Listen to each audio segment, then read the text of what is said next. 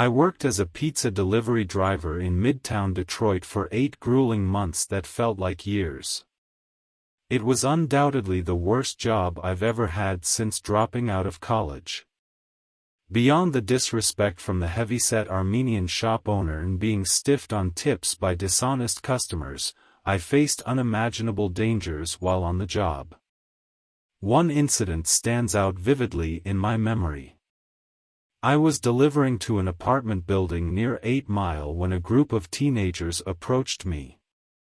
They started making fun of my beat-up old car, and to be honest, they had a point. It was a rusty old wreck. I bantered back, thinking it was all in good fun. But then, one of the kids reached into my pockets, attempting to grab the stack of dollar bills I used for change. Angry, I turned around, only to find one of them brandishing a large knife, demanding the cash. In a split second, I reacted instinctively and threw the only thing I had in my hand, the pizza box. To my surprise, the box fell apart mid-air, and the hot pie landed squarely on the kid's face. The molten cheese stuck to his skin, causing him to scream in agony. I later saw him with bandages covering the burns on his face, and I couldn't help but feel a sense of satisfaction. However, the robberies were not the worst part of being a delivery driver. In recent years, a horrifying trend started to emerge in Midtown. Gang initiations took a dark turn, as potential members were tasked with ambushing delivery drivers in abandoned locations throughout the city.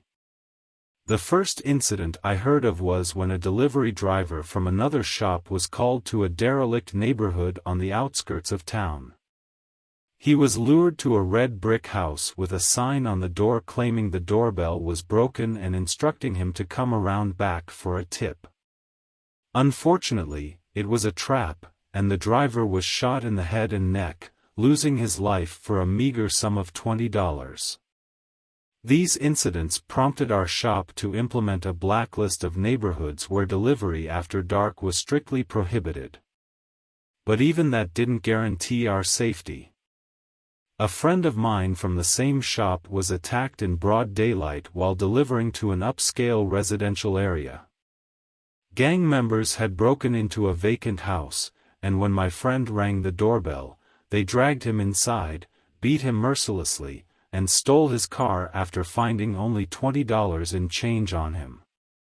He spent a week in the hospital with a wired jaw. The fear of such encounters weighed heavily on my mind, especially after witnessing what happened to my friend. In an attempt to protect myself, I borrowed a .44 revolver, a surreal experience for a mere pizza delivery job. I received instructions on loading and firing the weapon and where to shoot someone if necessary. It felt like I was enlisting in the army rather than delivering pizzas. During my final delivery for Armand's Pizza Place, I arrived at the given address, 2 pizzas in the back seat. The area seemed unusually quiet, with a park obstructing my view from one side. A deep sense of foreboding washed over me. I reached for the .44 revolver in my glove box, and that's when I spotted a man wearing a clown mask emerging from the bushes on the other side of the street. At the height of the viral clown mask scare trend, I wasn't taking any chances. I tapped on the glass, revolver in hand, making sure he saw it. He hesitated, then reached behind his back, and fear gripped me. I cracked the window and shouted. When I was younger, I had a close friend named Brian who had an imaginary friend named Billy. The other boys in our group would tease Brian relentlessly, considering imaginary friends to be something only little girls or very young boys had. However, I never held it against Brian and stood by his side, as I genuinely liked him and didn't see anything wrong with having an imaginary friend. In fact, there were times when I wished I had enough imagination to have one myself. Brian and I shared similar interests in toys and hobbies, so we got along well despite the teasing. Eventually, the constant mockery became too much for him, and he stopped talking about Billy. As we grew older, I rarely thought about it until we turned 11. One day, while playing at Brian's house, I noticed he was visibly upset about something. Although I was young and hadn't yet developed the habit of asking about someone's feelings, I could sense that something was wrong. We were engrossed in playing Nintendo, and I noticed Brian was performing unusually poorly, dying easily whenever it was his turn. Without bringing up his frustration, Brian asked if I wanted to spend the night at his place. I eagerly accepted the offer, as my parents never allowed sleepovers, and I enjoyed being at Brian's house. The evening started well. We had fun playing video games together, and Brian seemed to be in a better mood. As bedtime approached, we prepared to sleep. Brian's bedroom had twin beds, which I found curious since he didn't have siblings sharing the room. We sat there, engaged in conversation when Brian suddenly brought up Billy. Surprised by the mention of his long-forgotten imaginary friend, memories flooded back. I acknowledged that I remembered Billy but didn't delve further into the topic. However, Brian continued, sharing that Billy had started visiting him again but was different from how he remembered. He explained that Billy now lurked under his bed at night, threatening to grab and pull him under when he fell asleep. Those words sent a chill down my spine. Brian clarified that it was his bed, not mine, which left me even more frightened. Trying to be supportive, I suggested that we sleep together in the same bed, hoping it would alleviate Brian's fears. Without hesitation, he joined me in my twin bed, and we tried to find comfort in each other's presence. That night, fear kept us awake, and we talked through our anxieties until exhaustion finally took over, and we fell asleep.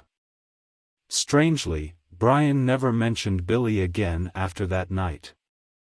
It was as if our shared presence in the bed had somehow dispelled his fears. I never discovered the true nature of what Brian experienced, as he never spoke about it again. The mystery surrounding Billy, the imaginary friend, remains unresolved to this day, lingering as a curious and slightly haunting memory from our childhood. Here's a rewritten version of your story. This incident occurred when I was around the age of a pre-teenager, before I had developed much interest in girls. I was still deeply engaged in activities like scouting, camping, and having fun with my friends. Although we didn't live in the countryside, we had an incredibly large backyard that was perfect for various outdoor games and adventures. During one midsummer, when the long and monotonous days were starting to bore us, I proposed the idea of having a backyard campout to my parents. Since we were all scouts and had previous camping experience, my parents had no objections to the idea. Each of us was given our own tent, and I preferred sleeping alone in mine. One evening, we set up a small fire in the designated area and enjoyed making s'mores. As night fell, we gathered around the fire, engaging in typical conversations that fascinated 12-year-old boys. Eventually, we decided to call it a night. I couldn't recall the exact time when I was abruptly awakened, but I distinctly remember the sound of the zipper on my tent being lowered. My head felt foggy, and the darkness made it difficult to see anything clearly. Gradually, as my senses sharpened, I noticed a figure at the entrance of my tent. Initially, I assumed it was one of the other boys or perhaps even my dad, who might have come outside for some reason. Reacting quickly, I grabbed my flashlight and aimed it at the figure to identify who it was. In less than a second, I realized that the person entering my tent was definitely not my dad, nor any of my scout friends. He appeared much older and had a menacing appearance, with long hair and a crazed expression in his eyes. I was utterly terrified, and the man's face only intensified my fear. On his hands and knees, he crawled towards me, placing a finger on his lips, signaling for me to remain silent. Initially, I froze, not because of his advice, but out of sheer terror. As he continued to approach, I couldn't contain my fear any longer, and I screamed at the top of my lungs, hoping to alert the others. In a state of panic, I faced the opposite wall of the tent, desperately trying to escape. However, it was futile. I couldn't see any lights turning on in the house, which added to my distress. Fortunately, my scout mates awoke instantly upon hearing my screams. I shouted to them, "There's someone in my tent. Help!" Amidst the chaos and darkness, I couldn't discern what was happening outside. The tent fabric was too opaque to make out the exact details. It seemed like one of my friends had dashed to the house to get my parents. Meanwhile, the other boys rallied together and attacked the intruder, who had managed to grab hold of my foot briefly before releasing it under their assault. The sequence of events that followed was a blur in the dimly lit surroundings. I could hear the commotion, the voices of my friends, and then a gunshot pierced through the night. Although I couldn't see clearly, I knew my dad had intervened, holding the intruder at gunpoint until the police arrived. They swiftly apprehended the man, who was later found guilty of attempted kidnapping. The intruder faced further legal consequences in another state, where he was extradited for additional charges related to kidnapping. The details of his fate remain unknown to me, but if he ended up spending the rest of his life in prison, I wouldn't feel any remorse. After that terrifying incident, I couldn't bring myself to go camping again. The thought of being in another tent filled me with overwhelming fear and anxiety. The once beloved activity,